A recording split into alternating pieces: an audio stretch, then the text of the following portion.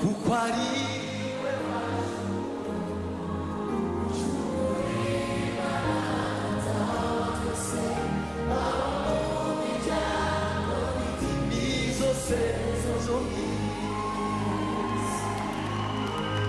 iremeye ukuboko ishanga yiguriye amaraso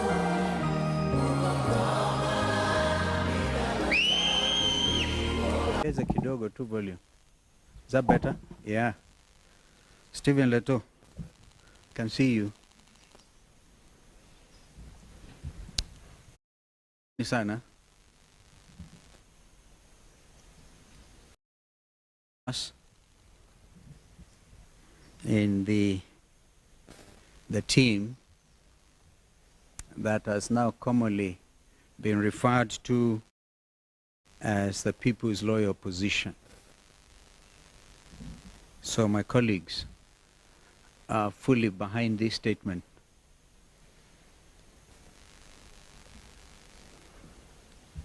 Fellow Kenyan patriots, this is entitled Jamhuri Season Address. Today, December the 9th, 2024. I'll repeat, fellow Kenyan patriots, receive this message of seasonal greetings and goodwill wherever you may be in our country and beyond. We thank God that He has enabled us to enter the festive season at the end of the year. Traditionally, our Jamhuri celebrations as Kenyans have usually raised the curtain to a joyous period for the entire global community. Our Jamhuri activities usually flow into an extended season that merges with Christmas and the New Year festivities. It is usually time to forget some of the challenges through the year and to join our friends and families in joyous activities. Accordingly, we send the festive season's greetings to the friends of our Kenyan nation throughout the world. And at this juncture, congratulate the people of Ghana for a tremendous show of democratic achievement. Therefore, President Mahama and the team, we congratulate you and we wish you well together with the great people of Ghana. Nonetheless, we remain conscious of the hard times facing a majority of Kenyans, both as individuals and families this year.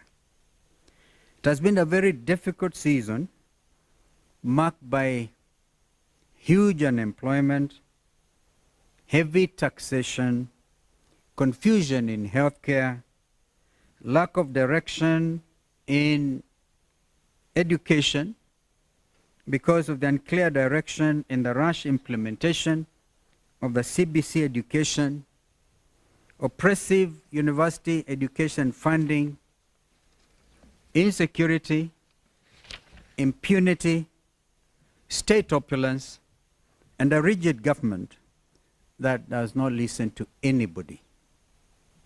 Still, let us not give up on the joy that has traditionally come with the Jamhuri and Christmas season. It is remarkable that this season is also marked by the International Anti-Corruption Day, which is marked today, the 9th December, and the International Human Rights Day, which will be celebrated everywhere in the world tomorrow on December the 10th. Then there is also the climax of the 16 days of activism against gender-based violence, which has gone on for slightly over 2 weeks now. Put together with Jamhuri Day on Thursday this week, this is a truly significant season. We are called upon to solemnly reflect about the import and wider relevance of some of these remarkable days as citizens of our country and citizens of the greater global community. We are especially called upon to do an honest audit of our performance as a Kenyan nation in all the spaces that are being celebrated this week. What is the reading of our human rights record?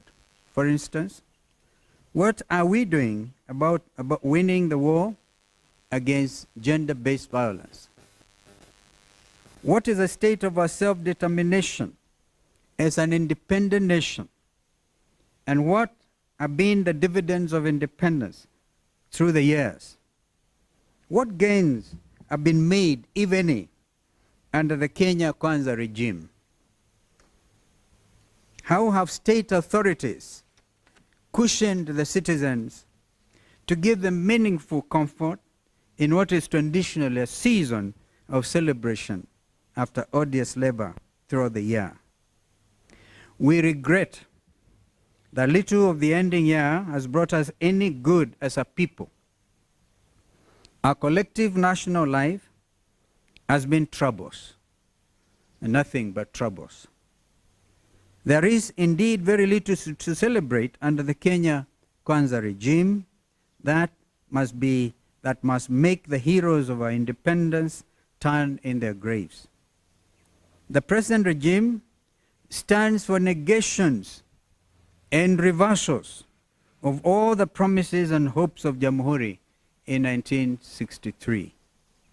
The founders of our nation freed us from the yoke of oppression and colonialism.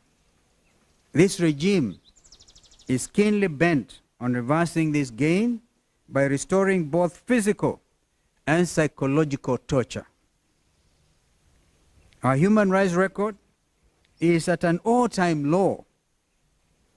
Good governance, as promised under self-determination, is in a terrible spin. Violence against women and the exclusion in important spheres is at an all-time high. An average of cases, 196 of gender-based violence against women are reported every day. When this should be the week of celebration, therefore, it can at best be only a week of grave reflection.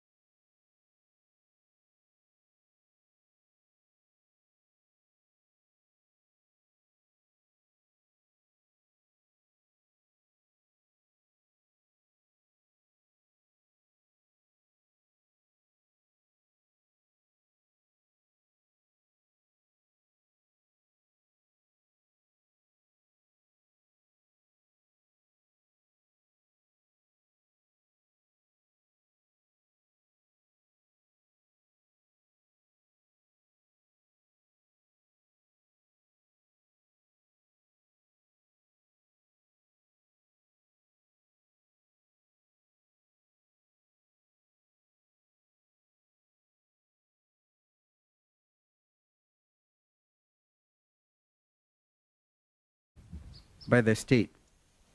Remember, even genetically foodstuffs are with us. In the wake of the fakery around fertilizers and seeds, Kenyans also suffered a thorough beating by Mother Nature. Floods hit many parts of our country. Kenyans drowned in flood waters as the state looked on, unmoved. And when it intervened, it was to pull down people's homes. You remember, Mathare? Remember? Without any effort at all to give them the comfort of alternative shelter. The Kenyan state reported that it had set aside hundreds of billions of shillings as floods disaster management funds. To date, we don't know what happened to those monies. Images of marooned families in the middle of heavy downpours and floods still haunted the conscience of men and women of goodwill. Forced demolitions still continue even today under one pretext or the other. The objective is to grab public under the amorphous so-called, I quote unquote, affordable housing project. This project is shrouded in blatant opaqueness. This can only speak to corruption in high places in a compromised national state. Unfortunately, when Kenyans ask questions about this opaque project, they are accused of being unpatriotic, tribal, hostile to the government, and idle. Indeed, wenye upepo mbaya. Both the opacity and the hostility by the state against inquiry speak to only one thing: corruption. We have bad news for President William Ruto and his pawns. No amount of blackmail or intimidation will make us relent on asking questions about corruption in our country. We are going to talk about corruption, and we are going to fight it too. Like we did. We went to court against the Andani JKI takeover. No amount of threats, intimidation, abductions, and disappearances, or even killings, will stop us from demanding accountability. We are not just asking, we actually demand accountability. It is in accordance with the rule of law, in accordance with our Constitution 2010. It has also been a season of confusion and unrest in our schools, in our hospitals, and in our universities. Moi University is a glaring example of misrule. We have seen confusion in our airports and across the counties, all owing to what can only be described as felonious conduct by Kenya's national executive. Professional staff in these places have spent months at a time on strike. The government has failed to honor legitimate collective bargaining agreements with teachers, with university lecturers, with doctors and other health workers, as well as with university staff. Other Kenyans have gone on strike out of fear of loss of jobs and livelihoods due to reckless decisions and actions by a short-sighted and uncaring government that entered into such shameful deals as the obscure Adani tenders. There are such fears in the Airports Authority and among members of the now defunct National Health Insurance Fund, NHIF. Meanwhile, the Social Health Authority, SHA, that replaced NHIF, is in a state of thorough confusion. Kenyans are dying every day for want of health care because of the confusion in SHA.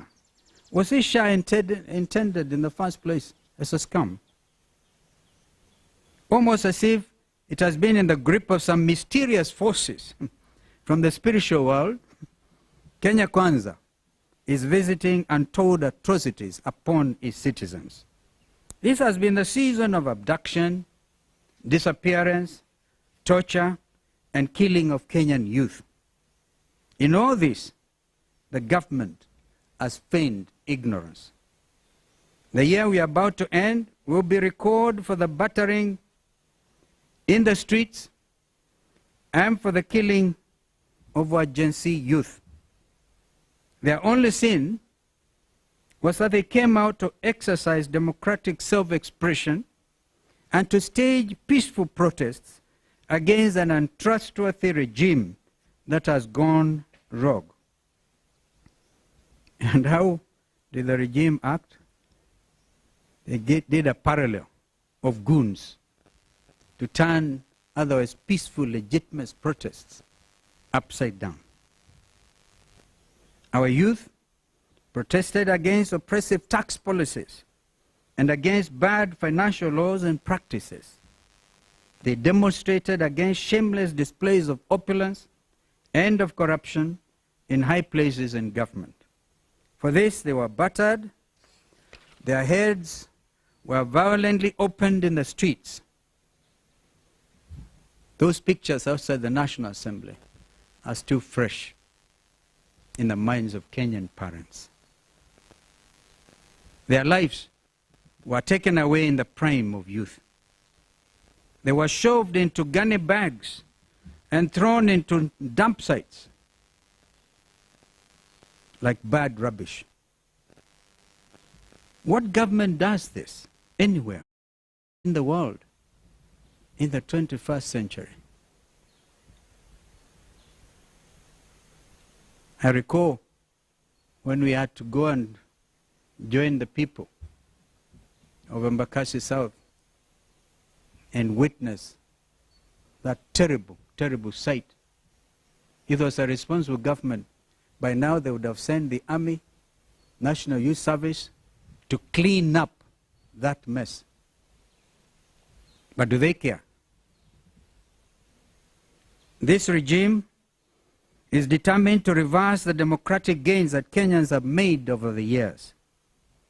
It has captured the legislature and reduced it to a cheap rubber stamp for the executive. And today, it is busy stalking the judiciary with the same intents. We hail Kenyan youth for standing up to this oppressive and corrupt regime. We assure them that they are not alone. They are our children. Their welfare is of the greatest import to all of us. We shall not look on as their future is stolen from them by an uncaring regime. We are going to fight for you and with you, especially in the new year. To that extent, we will give direction not too long from now. Prepare for the start of what I call the final liberation of our country. We are sending a warning to the abductors and to the killing squads. The writing is on the wall. Your days are truly numbered. We intend, including court advisory, to send our officers to Haiti. This kind of impunity is hugely reprehensible. We cannot allow our country to become a rogue state, international scene. We are closely looking into the matter of deployment to Haiti and will address it more comprehensively in the new year. Closely related to this is the fact that under Kenya Kwanza, our country is now gaining the dubious distinction and outrage of abducting foreign nationals on our soil and deporting them leaves the stage. Fellow Kenyans, these are only a few many concerns in our country today. In a few days' time, they will paint a rosy picture of non-existent achievements over the past 2 years. As this regime has now distinguished itself as an edifice of dry-eyed lies, we urge you to ignore them with the contempt they deserve, knowing well that liberation is never too far.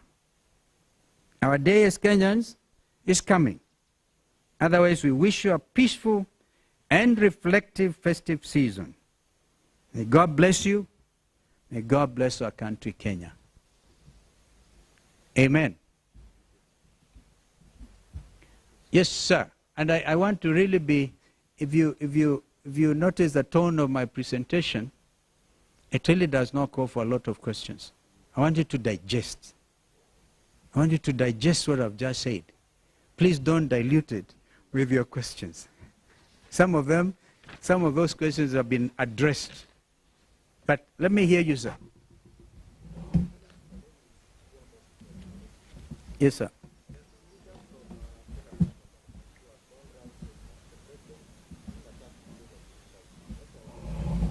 That's what I'm saying. For example, oh, hi. Babayao, I wish he could answer some of these questions. You know, that is defeatist. We are one nation under God. So please don't run to your tribal cocoon and give us that kind of trash. Another question, sir? Yes, Steve. Yeah. Yes, sir.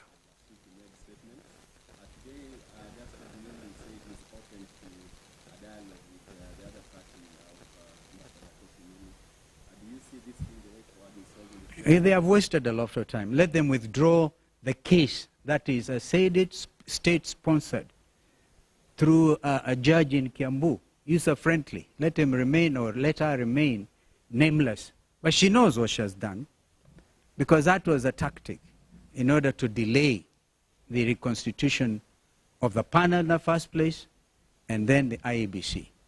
We demand, Kenyans demand this, and I stand in solidarity with the church organizations who have also said the same. It is, the ball is actually in William Ruto's court to tell his proxies to withdraw. You've just mentioned one of them. Withdraw the matter in the Court of Appeal. And then we can discuss if they are still in Azimio. Yes, sir.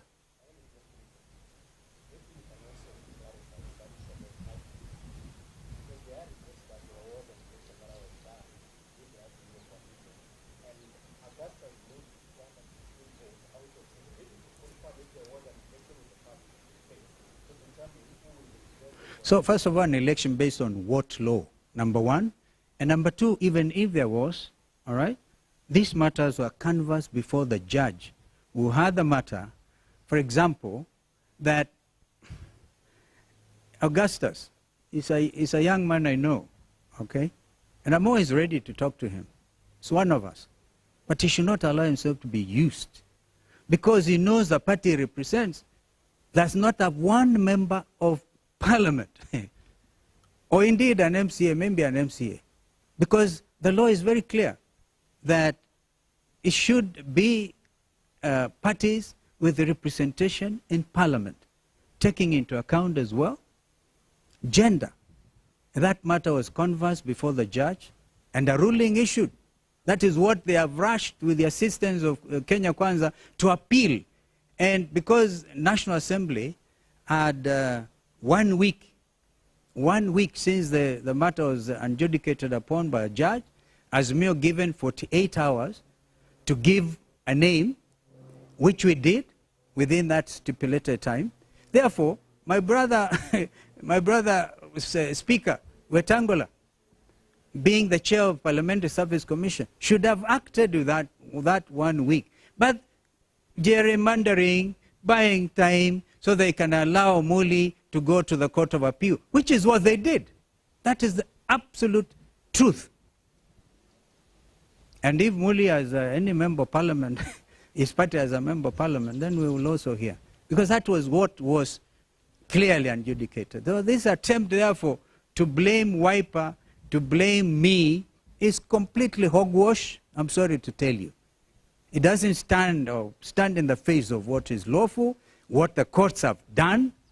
And I must congratulate Justice Lenaola for coming out so boldly. We don't expect normally a judge to come as boldly as he did, including during the impeachment process, when even filing system within the judiciary was interfered with by the executive.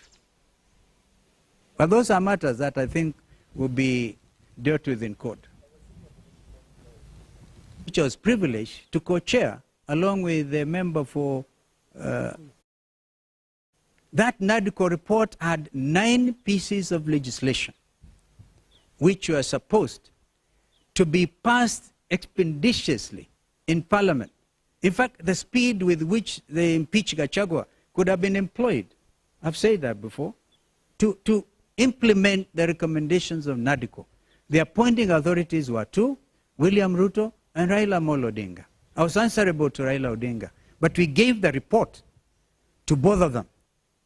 And then one morning, I'm called and told, go to, they are signing the IEBC now, because that one at least went through, yeah, the Amendment Act to IEBC.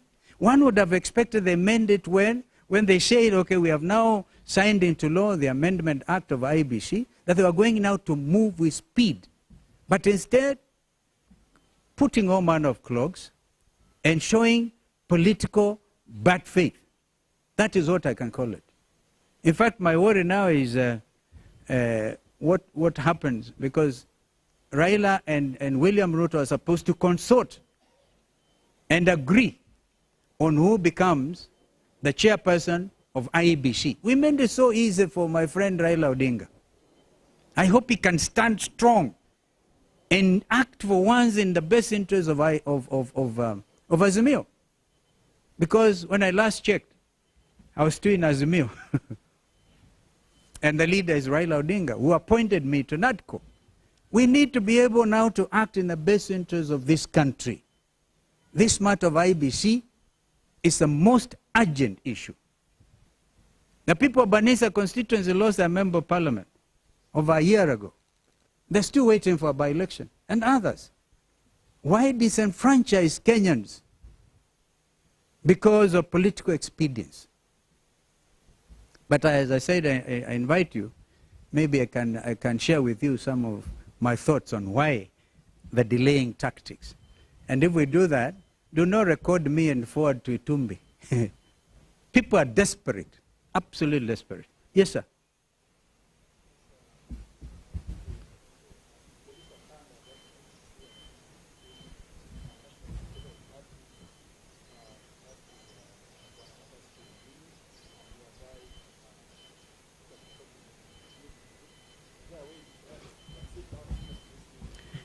Yeah, I said Muli is one of us. He comes from my home county. Yeah, he tried to run for speakership of Kitui. He wasn't successful. I certainly wish him well. And if there's any way I can help him, but let him not be used as a proxy to delay an important national matter. Of course, that recording by Tumbi, which is a strange thing, had to do with, because Augustine Muli went to the office of Junet Mohammed, who is, of course, the secretary. As we speak, the Secretary General of Azimio is Junet Mohammed. And that is the last very important thing up to date Junet has done. Because he forwarded the name of Dr. Koki Muli in accordance with what he had agreed within Azimio. So the name of Koki Muli was agreed upon following the direction of the judge who determined the matter, and gave Azimio 48 hours to forward a name. That supersedes what you are talking about, my friend. Who was it who was asking that other question about who may have garnered what votes, whatever? That did not take into account the fact that the national, whatever the party is, yeah, because there are 23 parties, by the way, in Azimio, yeah, but one had to have a parliamentary party. And everybody in this country knows Wiper Democratic Movement is a parliamentary party. And by the way, Professor Adam Solo went in easily because Raila and us that time had agreed on the formula, which formula was messed up by the political party's liaison team. That is the whole story. They liaised, they tried to say, oh no, we want to teach, I don't know who, what lesson. I think a lot of them have since regretted. And we are moving. We want a strong Azimio. even if they do not have membership in parliament, there's 2 members of the coalition. But unfortunately, the law stipulates, you have to have at least membership in the House. And this is the clogging. But I'm telling you, the truth of the matter is the state interfered, okay, to make sure that Koki Muli's name is not forwarded. Unfortunately, the names have to be forwarded as a team, the 9 of them. And I think my friend Weta knows the truth. Thank you. I think I've belabored that point. Nawashukuruni sana. So my friend can go and have a cup of tea. Asanteni sana. Mungu abariki. And surely have a wonderful festive season.